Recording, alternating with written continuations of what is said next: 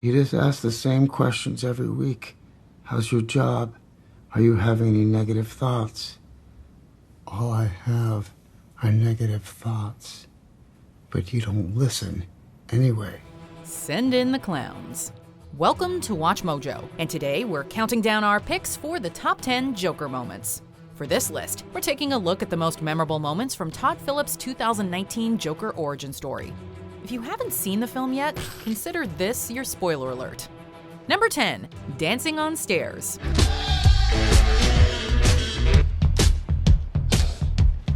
Joker is full of imagery that's bound to become iconic, although perhaps the most recognizable still from the film is Arthur Fleck standing in an elevator, decked out with clown makeup, green hair, and a snazzy suit. Arthur is eager to show off his new look to the world, so much so that he gleefully dances down a lengthy flight of stairs outside.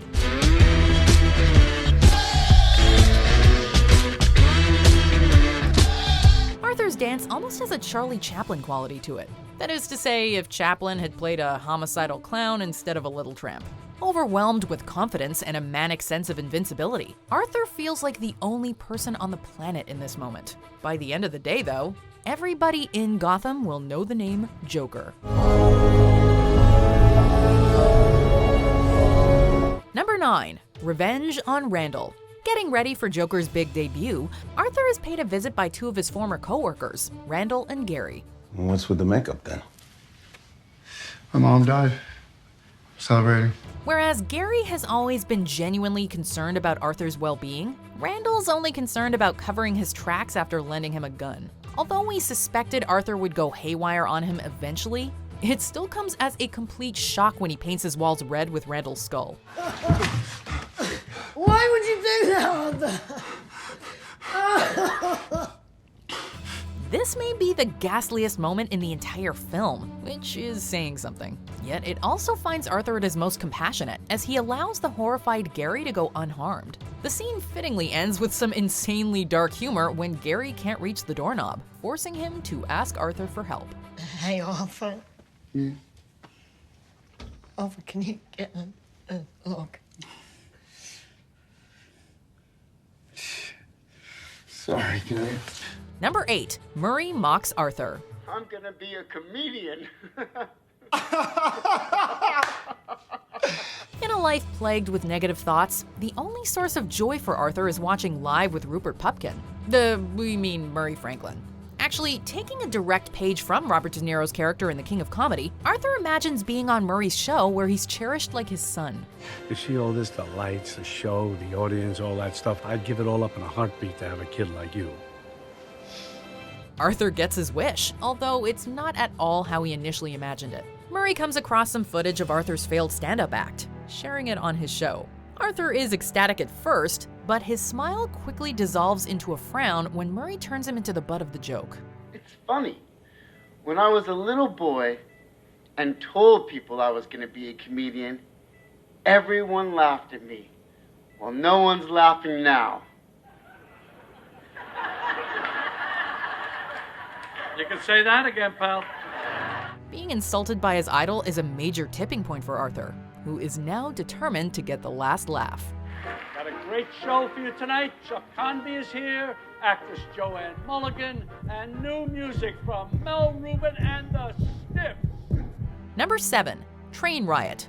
Gotham originated from the comics, but Phillips' portrait of the city is an unnerving reflection of today's world. A key example is when Arthur is pursued by detectives Burke and Garrity. Hey, Art! We need to talk! Hey! Stop! Arthur! The chase takes them aboard a train filled with protesters wearing clown masks. This naturally allows Arthur to blend into the crowd, adding to the frustration of the detectives.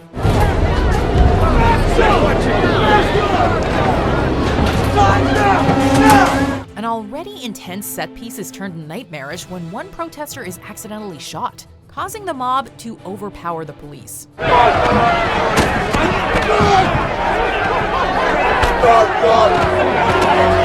In an age where riots, gun violence, and the use of deadly force by cops regularly make headlines, this sequence felt all too real. As horrific as this sight is, Arthur slips away without a care in the world.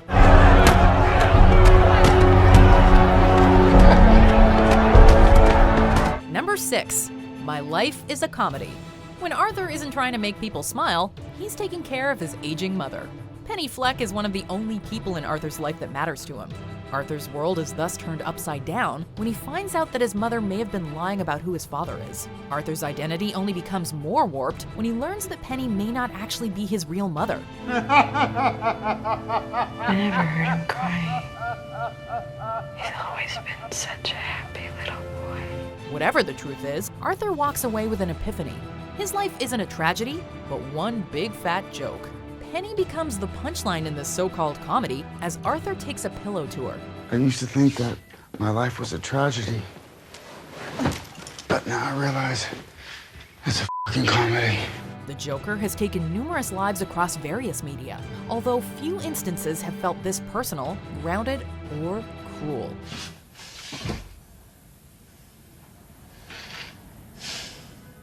Number 5. Arthur meets Bruce Wayne.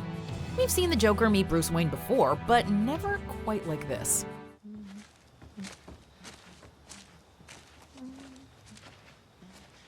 As polar opposite as they may be, the Joker represents Batman's greatest fear, the idea that Bruce could have become a vengeful killer in another world. This notion is made even more poignant in Joker, where we learn that Bruce and Arthur might share the same father. We went over this, Penny. You adopted him. We have all the paperwork right here. Sporting a red clown nose and armed with flowers, Arthur pays his possible half-brother a visit in a scene that takes stranger danger to uncomfortable new levels.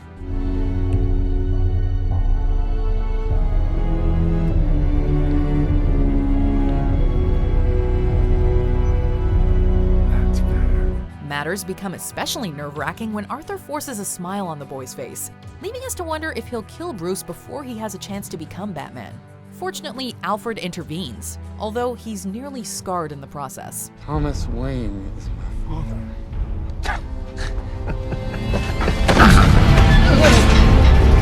You left me. Number 4. Who's laughing now? All it takes is one bad day. That's one of the Joker's most famous quotes, and while it's never said here, the line nonetheless echoes throughout the film. If you don't return the sign, I gotta take it out of your paycheck. Are we clear? Arthur's life has been nothing but bad days, but a particularly awful one finds him unemployed. He's pushed to the edge of sanity on a subway as 3 Wayne Enterprises employees harass a woman. The cackling Arthur becomes their new target, but the tables are turned when the clown kills 2 of them in self-defense.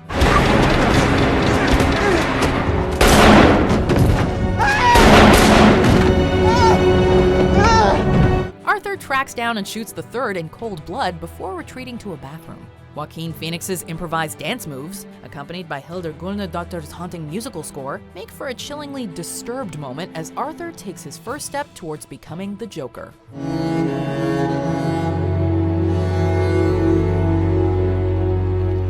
Number 3. You wouldn't get it. It only makes sense that a film clouded in ambiguity would build to a final scene that invites endless analysis. During a session with his psychiatrist, Arthur thinks about the Wayne family's fate and laughs. Think of a joke.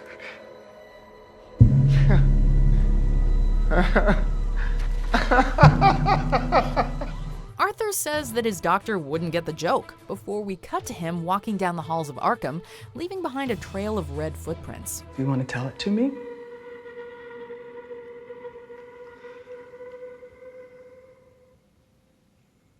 You wouldn't get it. The answer behind Arthur's laughter remains one of the film's biggest mysteries. Maybe Arthur found it funny that little Bruce is now every bit as alone as he is. Maybe Arthur fantasized about Bruce growing up to become a vigilante who does battle with the Joker.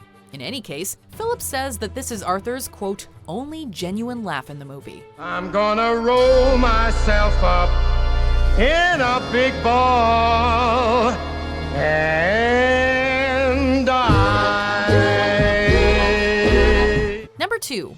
Introduce me as Joker.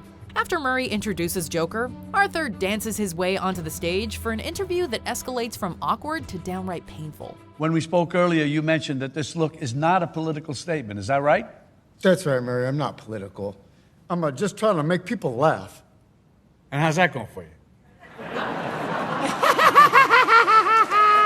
Arthur seems like a source for cheap laughs until he actually starts telling jokes. Of course, what Arthur considers a joke is so depraved it couldn't even be classified as shock humor. It's the police, ma'am. Your son's been hit by a drunk driver. He's dead. Nobody's laughing when Arthur admits to his heinous crimes on the air, which he writes off as comedy. Well, let me get this straight. You think that killing those guys is funny? I do. And I'm tired of pretending it's not.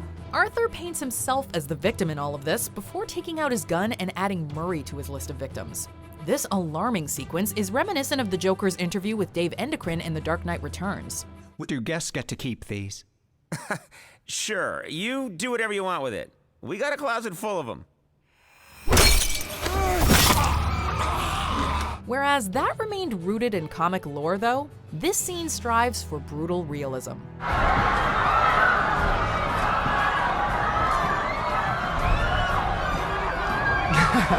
Before we unveil our number one pick, here are some honorable mentions.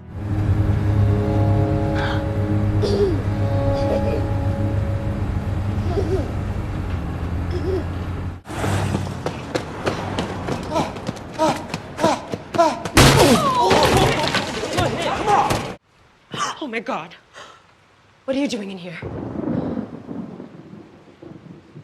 You're in the wrong apartment. Before we continue, be sure to subscribe to our channel and ring the bell to get notified about our latest videos. You have the option to be notified for occasional videos or all of them. If you're on your phone, make sure you go into your settings and switch on notifications. Number 1. The Darkest Night. Riding through the rioting streets of Gotham in the back of a cop car, Arthur marvels at the destruction he's inadvertently started. When the vehicle is crashed into and Arthur is pulled from the wreckage, he decides to embrace his newfound status as a symbol with his followers cheering him on. While the Joker accepts his place in this crazy world, Batman is born, as Thomas and Martha are gunned down in an alley by one of the masked rioters.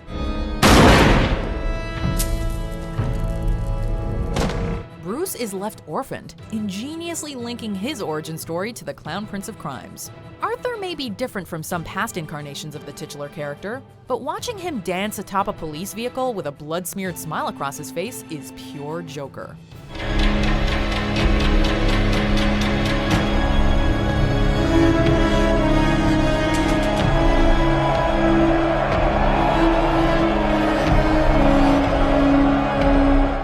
Do you agree with our picks? Check out this other recent clip from WatchMojo, and be sure to subscribe and ring the bell to be notified about our latest videos.